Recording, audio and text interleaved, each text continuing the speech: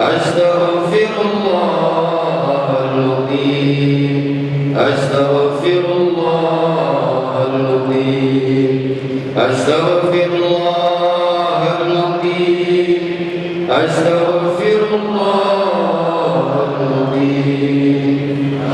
Ya Allah, ampunilah dosa kami ya Allah. Ampunilah dosa kami, dosa tangan telinga kami, dosa urat saraf kami yang berpikir salah selalu, yang berpikir jahat, dosa hati kami ya Allah, hati kami yang ada ria takabur ya Allah. Ampunilah dosa kami ya Allah. Ampunilah dosa tangan, telinga, kaki kami, mulut kami berbuat salah, dosa perut kami, dosa lidah kami ya Allah. Ampuni dosa kami ya Allah. Begitu banyak nikmat yang telah Kau berikan kepada kami ya Allah, sedikit kami mensyukurinya ya Allah. Banyak dosa yang kami lakukan. 24 jam Kau berikan nafas kepada kami, hidup kepada kami. Sedikit kami menyebut nama-Mu, sedikit kami mensyukurinya ya Allah. Sedikit kami melakukan perintah-Mu ya Allah, sedikit kami berzikir kepada-Mu ya Allah. Padahal nikmat hidup Kau titipkan segala anak, istri, harta kepada kami, sedikit kami mensyukurinya ya Allah. Ampuni dosa kami ya Allah. Ampuni dosa jamaah zikir ya Allah.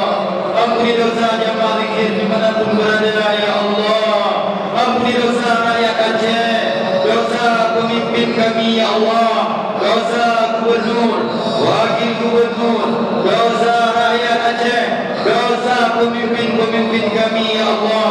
Ampuni dosa kami, dosa keluarga kami, dosa pemimpin kami ya Allah, dosa rakyat Aceh ya Allah. Dengan sebab dosa kami ya Allah, Kau timpakan bermacam bala di bumi Aceh ya Allah. Kau timpakan bermacam kesempitan di tanah Aceh ini ya Allah. Ampuni dosa kami ya Allah. Dengan sebab dosa kami, Engkau timpakan kesempitan rezeki, kesempitan hidup di tanah Aceh ya Allah.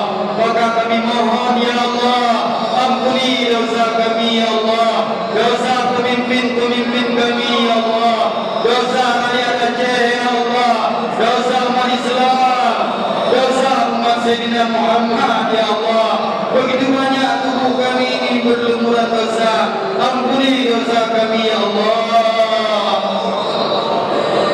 Astaghfirullahaladzim, astaghfirullahaladzim, astaghfirullahaladzim.